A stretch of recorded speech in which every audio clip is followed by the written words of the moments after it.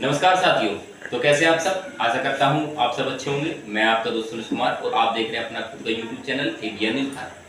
साथियों, आज रविवार का दिन है और जब भी हमने किसी चीज को लेकर कोई अहम मुद्दे उठाए हैं, यानी कि पुरानी पेंशन योजना हमारा सबसे अहम मुद्दा रहा है, लेकिन जब भी हमने इसके बारे में कुछ ना कुछ घोषणाएं करने का प्रयास किया है या इसके बारे में कुछ बताने का प्रयास किया है, तो हमने एक चीज जरूर फेस की है कि इसमें कुछ ना कुछ ऐसा पॉइंट निकल कर आता है कि जैसे कि आप मान लीजिए कि भी आम बजट जो पेश हुआ है, संपूर्ण बजट पेश हुआ है, तो उसमें कर्मचारियों के लिए जितनी हमने आशा की थी कि हमारा जो बजट में कर्मचारियों के लिए कुछ ना कुछ रखा जाएगा, लेकिन हमें इसके विपरीत देखने के लिए मिला।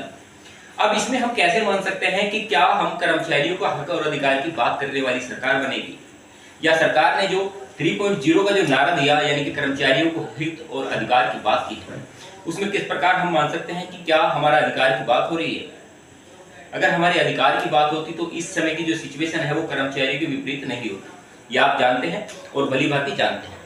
अब बात करते हैं 8वें वेतन आयोग को लेकर इतना असमंजस क्यों है आगे सरकार के अंदर। जब वर्ष 2014 में कांग्रेस का शासन था, तो कांग्रेस ने जो लोकसभा चुनाव थे उससे पहले ही एक कमेटी का गठन किया था, जो कि 7वें वेतन आयोग को लेकर सिफारिशें देने वाली थी। उस समय की जो सरकार थी, यानी कि कांग्रेस सरकार की मैं बात कर रहा हूं, तो कांग्रेस सरकार जो वर्तमान में उस समय मौजूद थी, तो उसने पहले ही कमेटी का गठन किया। लेकिन जो वर्तमान में सरकार हमारी है, बीजेपी की सरकार है, तो उसने कहीं भी ऐसा कोई प्रावधान नहीं किया जिससे कि हम ये मान सकें कि ना तो ये लोकसभा चुनाव जो गुजरे हैं अभी, उससे पहले ही कोई ऐसा आश्वासन दिया गया कि कर्मचारियों को ये अधिकार मिलेगा कि अब 8वां वेतन आयोग मिल सकता है, नहीं मिल सकता, या लागू होगा या नहीं लागू होगा। अभी तक अंदाजा या अनुमान ये लगाया जा रहा था कि वर्ष 2026 में 1 जनवरी 2026 से लागू होना अनुमानित माना जाता है। अभी काफी समय है, क्योंकि अभी वर्ष 2024 चला हुआ है और वर्ष 2025 बीच में है और 26 आने वाला है, यानी कि अभी पूरे 2 साल का वक्त हमारे पास है। तो क्या सरकार इसके बीच में कोई ऐसा निर्णय लेने वाली है जो कि कर्मचारियों के हित और अधिकार की बात करेगा, जहां कर्मचारियों ने अपने आप को लेकर एक असमंजस पैदा किया कि कर्मचारियों ने कहा कि अब हमारी पुरानी पेंशन योजना के बारे में कोई जिक्र या बात नहीं करता।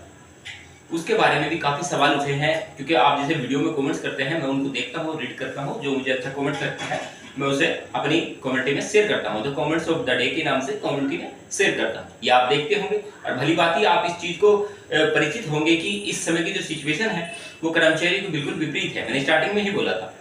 अब सारी की सारी जो सिचुएशन घूमती है वो कर्मचारी के इर्द गिर्द घूमती है, क्योंकि कर्मचारियों ने जो राजस्थान में एक किस्सा उठाया है, अब सबसे बड़ा किस्सा जो चला है राजस्थान के अंदर चला है।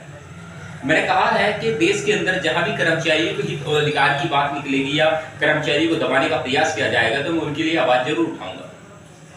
इसी चीज को लेकर मेरे आज तक जो सब्सक्राइबर हैं उन्होंने मुझ पर विश्वास किया है और 15 लाख से ज्यादा जो व्यूज हैं, यानी कि जो का विश्वास है 15 लाख से ज्यादा आदमियों का, वो इस चीज को लेकर दृढ़ निश्चय करता है कि जो भी मैं आपको बातें बताने का प्रयास करता हूं वो कहीं ना कहीं आपके हित और अधिकार की बात होती है।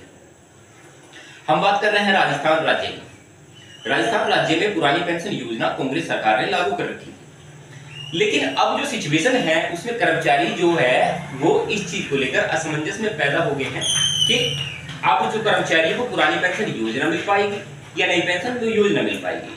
क्योंकि सरकार जब भी कुछ लाने का प्रयास करती है या सरकार कुछ बताने का प्रयास करती है, तो उसमें कहीं ना कहीं ये बातें बताने का प्रयास करती है कि हम जो आपको पुरानी पेंशन योजना नहीं एनपीएस देंगे, क्योंकि इसमें 2 प्रकार के फायदे गवर्नमेंट को दिखाई देते हैं। पहला फायदा यह है कि जब भी एनपीएस लागू करने की बात होती है या एनपीएस में कुछ संशोधन करने की बात होती है, तो उसमें कहीं ना कहीं प्राइवेट सेक्टर जो 2009 के बाद जो जोड़े गए उन कर्मचारियों के हित और अधिकार की बात होती है। उसमें कहीं भी ऐसा कोई जिक्र या कोई अनुमानी अंदाजा नहीं लगाया जाता कि कर्मचारियों को, जो सरकारी कर्मचारी हैं, उनको किसी भी प्रकार का कोई बेनिफिट मिल भी पाएगा नहीं मिल पाएगा। उसमें सीधा सीधा सरकार का फायदा है, क्योंकि सरकार को जो हम सामान खरीदते हैं, उनकी जो सैलरी, अपनी सैलरी से सामान खरीदेंगे, उस पर हमें 18% जीएसटी, 24% जीएसटी देना पड़ेगा। यानी कि सरकार को हम सैलरी पर भी टैक्स देंगे और अपने जो पीएफ अकाउंट है उस पर भी टैक्स देंगे, जो अपना पर्सनल पैसा है उस पर भी टैक्स देंगे बैंक अकाउंट का, और जो हम बाजार में जाकर सामान खरीदते हैं उस पर भी टैक्स देंगे, और जो हमारी पेंशन फंड है उस पर भी हम टैक्स देंगे। यानी कि हमारे पैसे का ही हम वापस रिटर्न लेने के बजाय हम अपने पैसे का ही सामान खरीदकर अपने पैसे को ही ब्याज के रूप में दे देंगे। तो ये सीधा सीधा सरकार को बेनिफिट हुआ, इसमें कर्मचारियों का हित और अधिकार कहां है, आप ये बताइए। अब बात करते हैं 18 महीने डी एरियर को लेकर। जब देश ऐसी स्थिति से गुजरा जो कि कोरोना का वक्त था, तो कोरोना टाइम में आप सभी ने ऐसी स्थिति झेली है कि आप जानते हैं कि देश की वित्तीय स्थिति बहुत खराब थी। उस समय पर क्या था कि कर्मचारियों को जब 3 किस्तें 18 महीने का डी एरियर रोक दिया गया। लेकिन अब वर्तमान की अगर हम बात करते हैं, वर्तमान में हमारे देश की जीडीपी वैल्यू की अगर हम बात करते हैं, तो कई देशों में सबसे अच्छी स्थिति हम अपने भारत की मानते हैं। ये मैं नहीं कहता, ये हमारे देश के प्रधानमंत्री बोलते हैं, न्यूज आर्टिकल बोलते हैं, टीवी मीडिया इस चीज का प्रचार प्रसार करती है। आप दिन रात ये खबरें देखते होंगे, ये मेरे अकेले के बोल नहीं है। ये सोशल मीडिया जो है वो इसी चीज पर आधारित है कि क्या झूठ फैलाना है, क्या सच फैलाना है। सच्ची बात को उठाने का, बताने का और आपको समझाने का एक तरफा मोटिव चला जाता है। लेकिन जब भी कोई ऐसी बात निकलती है तो उसमें 99% ऐसी होती है कि वो वीडियो वाकई ही वायरल हो जाती है या वो बात आगे के लिए वायरल हो जाती है। लेकिन हमारा जो मुद्दा है वो 18 महीने डी एरियर का कर्मचारियों को पैसा आखिर क्यों नहीं दिया गया। सबसे बड़ा सवाल यही बनता है, जब देश की स्थिति ठीक है, सब कुछ ठीक है, तो क्या अब कर्मचारियों को अपना हित और अधिकार नहीं है? क्या वो अपना पैसा जो उन्होंने देश की ऐसी स्थिति में कार्य किया जब देश का एक एक नागरिक परेशान था, बीमारी से मरे लोग, सब चीज से, लेकिन देश का सैनिक जवान या सरकारी कर्मचारी अपने काम पर डटा रहा। उसने कभी भी ना तो अपने बारे में सोचा, ना अपने परिवार के बारे में सोचा। तो सरकार को उनका पैसा देने में आखिर दिक्कत क्या है? सबसे बड़ा सवाल यह हो। साथियों, अब चर्चा करते हैं 8वें वेतन आयोग को लेकर। क्या चर्चाएं हैं, क्या विषय है या क्या जानकारी इसके बारे में निकल कर आ रही है।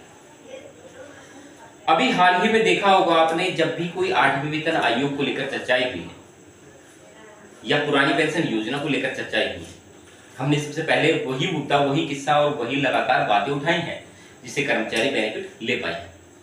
साथियों, अगर आप चैनल पर पहली बार आए हैं तो चैनल को लाइक एंड सब्सक्राइब जरूर करें, क्योंकि ये आप ही का चैनल है और आपसे हमेशा मिलते रहेंगे हर सुबह या हर रोज। आप जितना हो सके इस वीडियो को शेयर करें, चैनल को सब्सक्राइब करें एंड वीडियो को लाइक करें। चलिए साथियों, नमस्कार। मिलते रहेंगे आपसे ऐसे ही नॉलेजेबल मुद्दे के साथ। तब तक अपना ख्याल रखें, तब तक के लिए जय हिंद, वंदे मातरम।